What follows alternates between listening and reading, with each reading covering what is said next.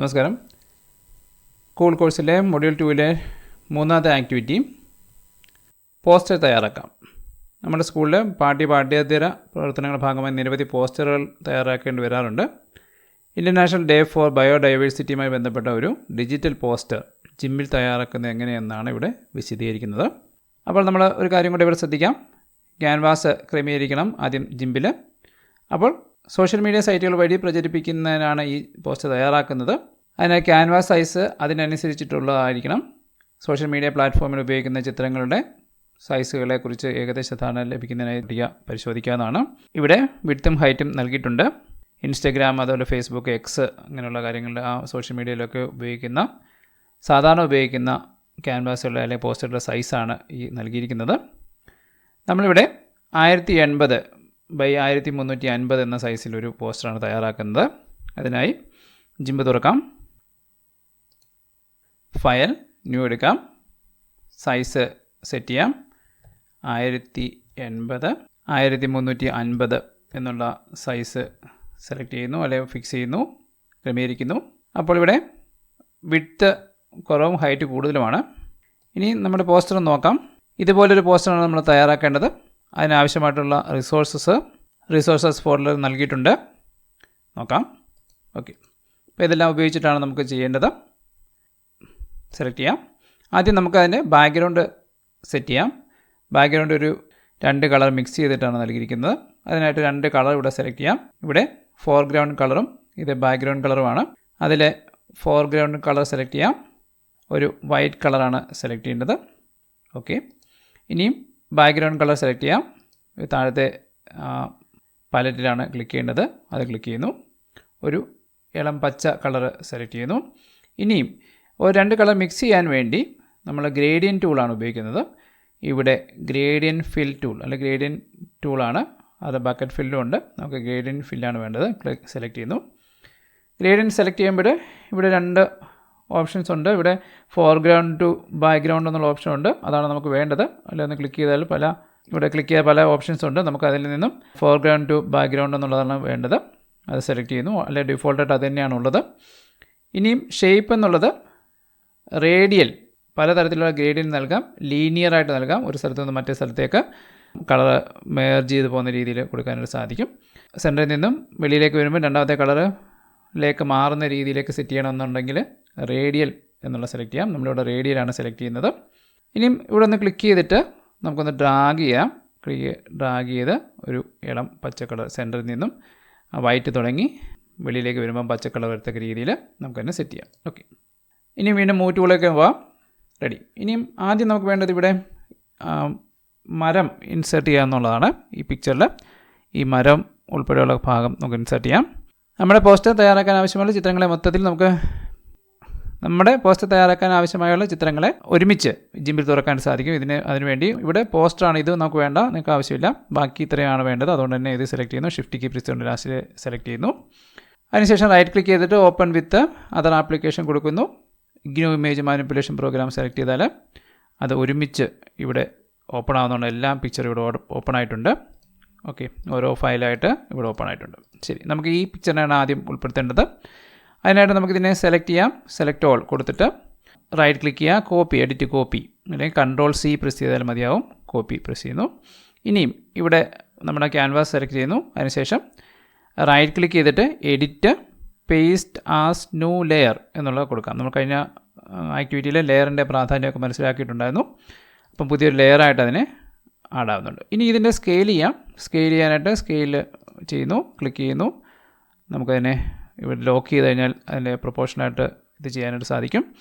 നമുക്കൊന്ന് ചെയ്യാം. ഓക്കെ, അതിനുശേഷം മൂവ് ടൂൾ എടുത്തിട്ട് അതിനെ നീക്കി ഇവിടേക്ക് സെൻറ്ററിലേക്ക് വെക്കാം.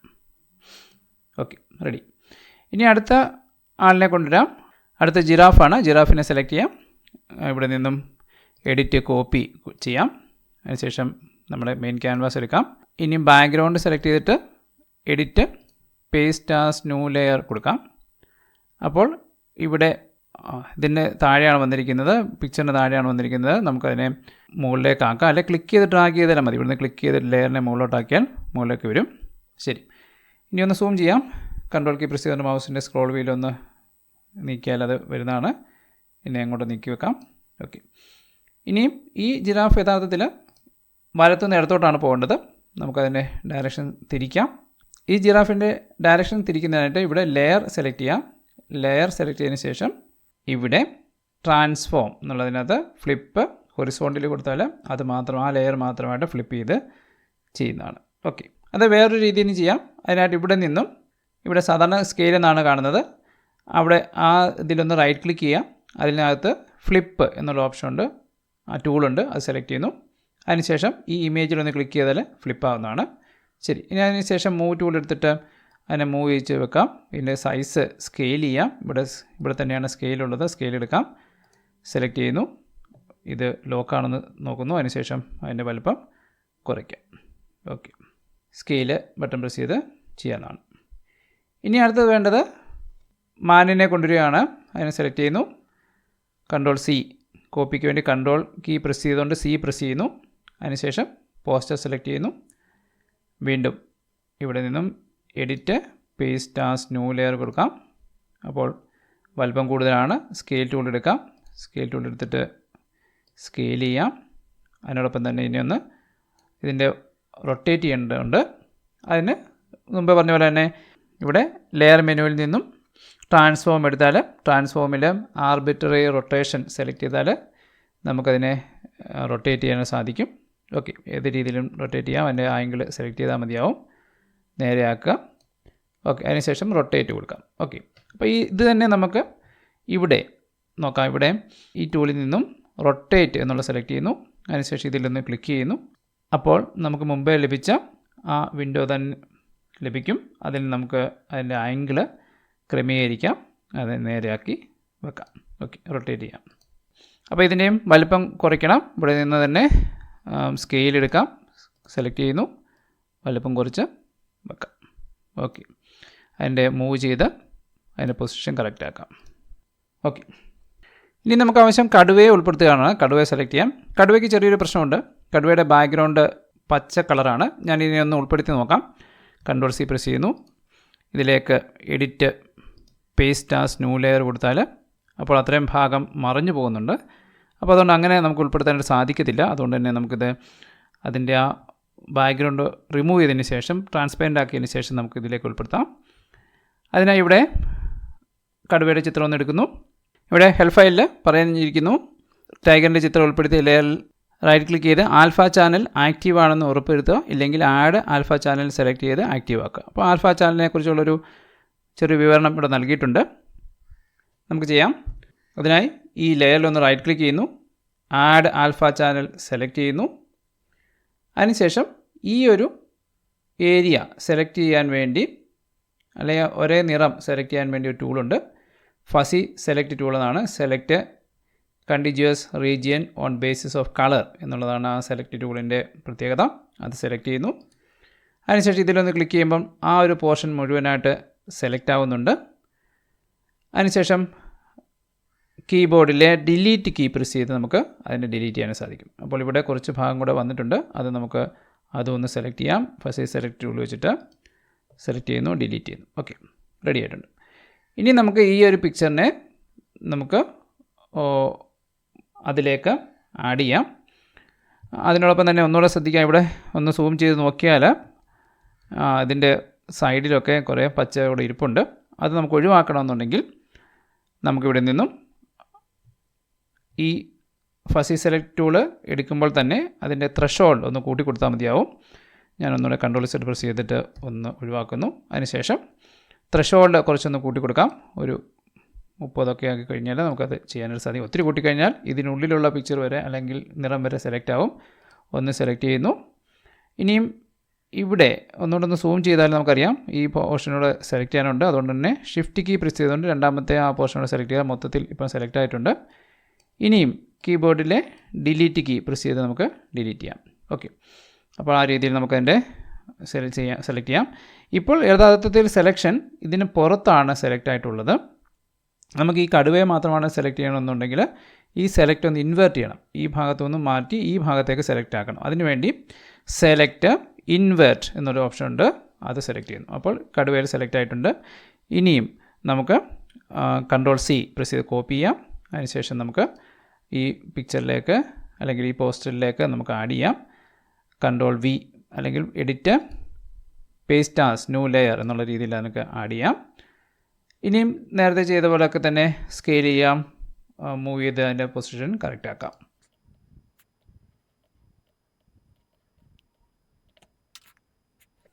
ഇനിയും വേണ്ട പക്ഷിയുടെ ചിത്രമാണ്. അത് ഡയറക്റ്റ് കോപ്പി പേസ്റ്റ് മാത്രമേ ഉള്ളൂ. Edit okay. ഇനി ഇവിടെ ചേർക്കാനുള്ളത് ടെക്സ്റ്റാണ്. ടെക്സ്റ്റ് നമുക്ക് ചേർക്കാനായിട്ട് അറിയാവുന്നതാണ്. ഇവിടെ ഈ ഒരു ഇത് മാത്രം എങ്ങനെ ചെയ്യാമെന്ന് കാണിക്കാം. ബാക്കി നിങ്ങൾ നേരത്തെ പരിചയപ്പെട്ട ആ ടെക്സ്റ്റ് ടൂളിൻ്റെ പ്രവർത്തനത്തിലൂടെ അത് കംപ്ലീറ്റ് ചെയ്യാനായിട്ട് സാധിക്കുന്നതാണ്. ഇതെങ്ങനെ ഈ ഒരു ഭാഗം മാത്രം എങ്ങനെ ചെയ്യാമെന്ന് നമുക്ക് നോക്കാം. 22 May എന്നുള്ളത് റൗണ്ട് റെക്റ്റാങ്കിളിനകത്താണ് ഉൾപ്പെടുത്തിയിരിക്കുന്നത്. അത് നമുക്ക് ഉൾപ്പെടുത്താം. അതിനായി അതെങ്ങനെ ചെയ്യാൻ നോക്കാം. അതിനായി സെലക്ഷൻ ടൂള് സെലക്ട് ചെയ്യുന്നു. Rectangle select tool. അവിടെ റൗണ്ടഡ് കോർണേഴ്സ് എന്നുള്ള ഭാഗമുണ്ട്, അത് സെലക്ട് ചെയ്യുന്നു.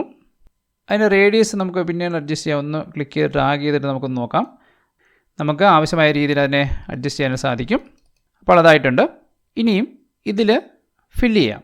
ഫിൽ ടൂൾ ഉപയോഗിച്ചിട്ട് ഫില്ല് ചെയ്യാം, അല്ലെങ്കിൽ ബ്രഷ് ടൂൾ ഉപയോഗിച്ചിട്ട് ബ്രഷ് ചെയ്യാം.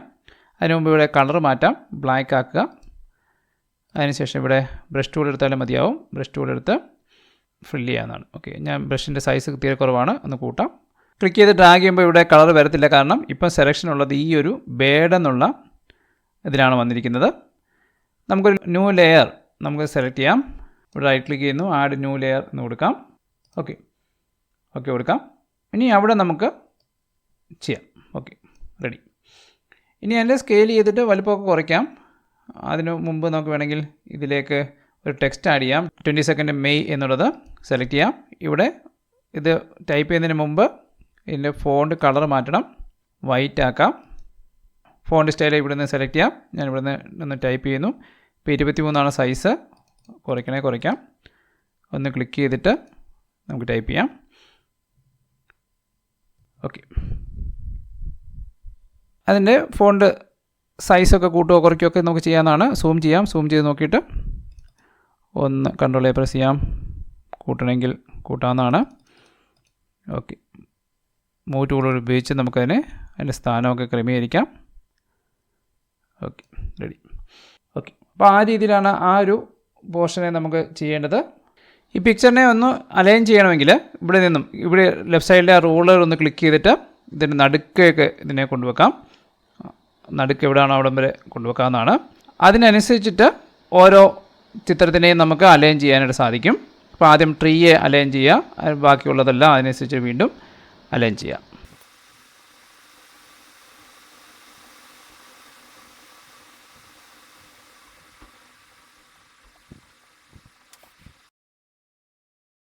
പ്രോജക്റ്റ് സേവ് ചെയ്യാം, അല്ലെങ്കിൽ ഇത് ക്രാഷ് ആയി പോകാനുള്ള സാധ്യതയുണ്ട്. ഓക്കെ, നമുക്ക് പോസ്റ്റ് എന്നുള്ള പേരിൽ സേവ് ചെയ്യാം. എല്ലാം പൂർത്തീകരിച്ചതിന് ശേഷം എക്സ്പോർട്ട് ചെയ്ത് PNG ഫോർമാറ്റിലേക്ക് മാറ്റേണ്ടതാണ്. ഓക്കെ, ടെക്സ്റ്റ് ആഡ് ചെയ്യുന്ന കാര്യങ്ങൾ നിങ്ങൾ തന്നെ ചെയ്യേണ്ടതാണ്. അത് നേരത്തെ നമ്മൾ പരിചയപ്പെട്ടിട്ടുള്ളതാണ്. ആ രീതിയിൽ തന്നെ ചെയ്ത് പോസ്റ്റർ പൂർത്തീകരിക്കാം. Okay, thank U.